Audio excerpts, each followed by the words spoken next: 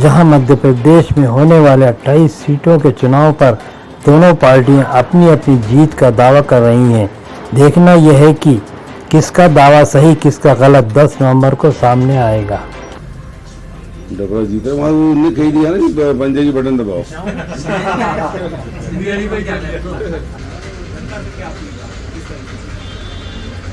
तो जनता से यही अपील है कि इन गद्दारों को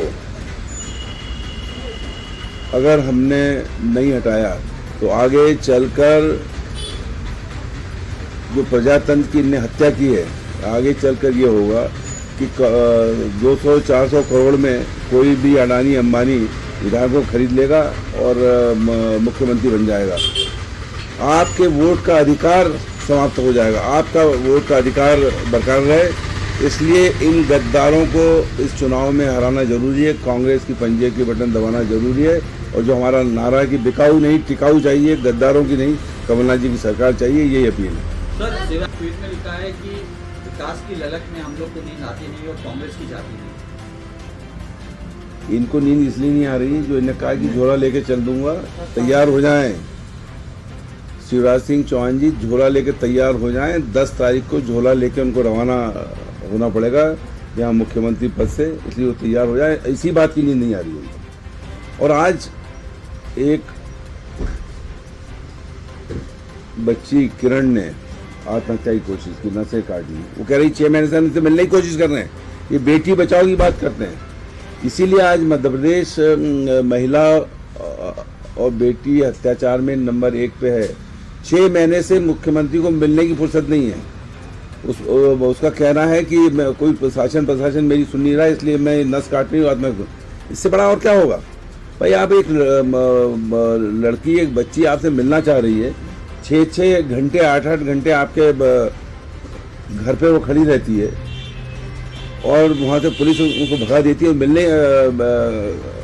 नहीं पा रहे हो आप। इससे बड़ा और महिला का या बेटी का अपमान क्या होगा? वो केवल न्याय मांग रही है, ये न्याय देने को तैयार नहीं है, केवल झूठी घोषणाएं।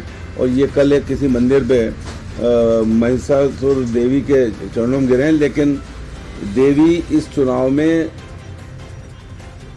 कंस मामा का राजनीतिक कैरियर खत्म कर देगी।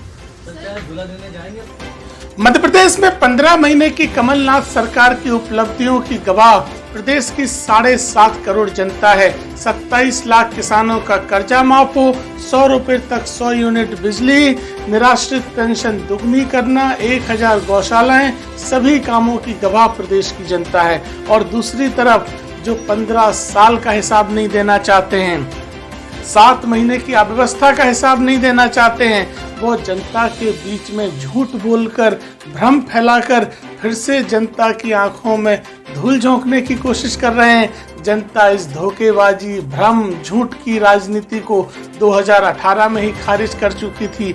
लोकतंत्र की हत्या करने वाले, फिर से नोटों की दम पे सरकार बनाने वाले जनता के बीच में फिर से धोखे की राजनीति कर रहे हैं। जनता इन्हें माफ नहीं करेगी। 3 नवंबर वो दिन होगा जिस दिन प्रदेश की जनता फिर से कमलनाथ जी के नेतृत्व में कांग्रेस की सरकार चुनेगी और भाजपा को फिर से विपक्ष में बिठाया जाएगा। कि कांग्रेस उस चरित्र की पार्टी है कि जो हमेशा, जो दिग्विजय सिंह के बारे में मैंने कहा है कि अगर मोहनचंद शर्मा शहादत होती है, एनकाउंटर आतंकवादियों के साथ होता है, तो वो कहते हैं कि मोहनचंद शर्मा एनकाउंटर फर्जी है, आतंकवाद के साथ खड़े होते हैं। और उन आतंकवादियों से मिलने भी गए थे, हम लोग जानते हैं।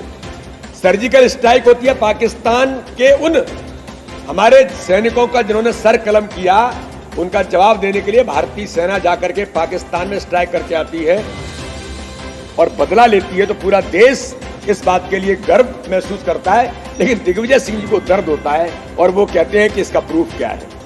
ऐसे ही मित्रों, ये आतंकवाद के साथ खड़ा होने वाला दल और नेता है, उसमें मध्य प्रदेश के प्रमुख नेता दिग्विजय सिंह और कमलनाथ ने, आरिफ मसूद ने आतंकवाद के समर्थन में भोपाल के अंदर जो तांडव किया।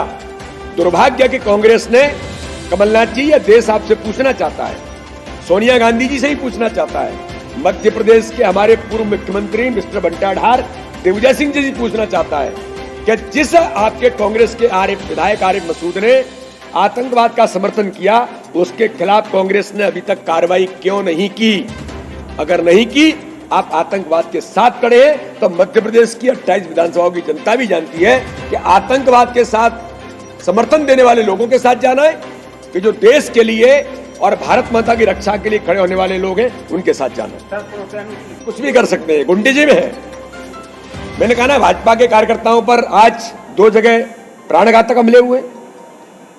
ऐसे ही हमारे कार्यकर्ताओं को धमकी देने का प्रयास, ये सब दुर्भाग्यजनक है और इनकी बौखलाहट है कि इनको लगता है कि जमीन खिसक गई, अब कुछ बचा नहीं है, तो क्या करें। इसी प्रकार की बातें करने का प्रयास भारतीय जनता पार्टी के कार्यकर्ताओं पर प्रहार करने का प्रयास है, जिसका जवाब 3 तारीख को कार्यकर्ता भी अपनी अथक मेहनत से देगा। भारतीय जनता पार्टी ऑडियो तो क्या होता है, बिसाहू लाल जी का 7 साल पुराना ऑडियो जारी कर दिया है, ठीक है।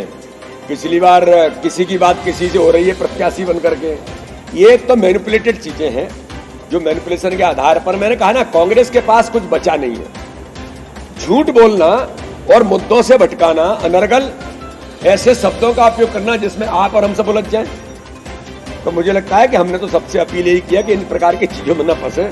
हम तो अपनी जनता के बीच जिस विकास के मुद्दे पर, संवेदनशील नेतृत्व के आधार पर, और मध्य प्रदेश को जो गरीब कल्याण की योजनाओं को भारतीय जनता पार्टी ने उनके दिल और मन को जीतने का काम किया, उनके आधार पर जनता के बीच है। माननीय प्रधानमंत्री नरेंद्र मोदी जी के नेतृत्व में और मध्य प्रदेश के मुख्यमंत्री शिवराज सिंह चौहान के नेतृत्व में इस जनता को विश्वास है, उसके आधार पर भारतीय जनता पार्टी चुनाव मैदान में है। और मुझे पूर्ण विश्वास है कि इस चुनाव में हम 28 की 28 सीटें जीत कर जाएंगे। कमलनाथ जी, आप अहंकार में चूर हैं, मद में मस्त हैं, आपको अपने पाप नहीं महापाप भी याद नहीं आ रहे हैं। 3 तारीख को जनता आपको जता देगी और ईवीएम 10 नवंबर को खुलेंगी तो आपको परिणाम बता देंगे कि आपने पाप नहीं महापाप, किसानों के साथ उनकी कल्याणकारी योजनाओं को बंद करके और कर्जा माफ नहीं करके ठगने का काम किया। युवाओं को आपने ठगने का काम किया, वादा बेरोजगारी भत्ता का था और ढोर चराने का आपने हुनर देने का काम किया। आपने महिलाओं के साथ पाप किया, सहरिया जनजाति के साथ पाप किया। सहरिया जनजाति के 1000 बंद किए, महिलाओं के 16,000 बंद करने का काम आपने किया। मुख्यमंत्री कन्यादान योजना बंद करने का काम आपने किया। आपने तमाम प्रकार के जो पाप किए हैं, वो पाप मध्य प्रदेश की अस्मिता के साथ, मध्य प्रदेश के विकास के साथ में आपने किए। आपने आरिफ मसूदों और फूल सिंह बरैयाओं को संरक्षण देने का राजनीतिक सामाजिक महापाप किया है। आपने पुलवामा की घटना का मजाक बनाने का, जिस प्रकार से आपने सेना और सरकार को कटघरे में खड़ा करने का काम किया है, वो आपने पाप किया है। आपने महापाप किया है उन शहीद परिवारों को जो ग्वालियर चंबल में बसते हैं, जिन्होंने जम्मू कश्मीर में आतंकवाद से लड़ते हुए शहादत दी। आपने सेना के साथ, आपने सरकार के साथ, आपने समाज के साथ, सबके साथ में आपने महापाप किए हैं। अहंकार में डूबे और मद में मस्त आपको आज नहीं 10 नवंबर को समझ में आएंगे कि आपने कौन कौन से महापाप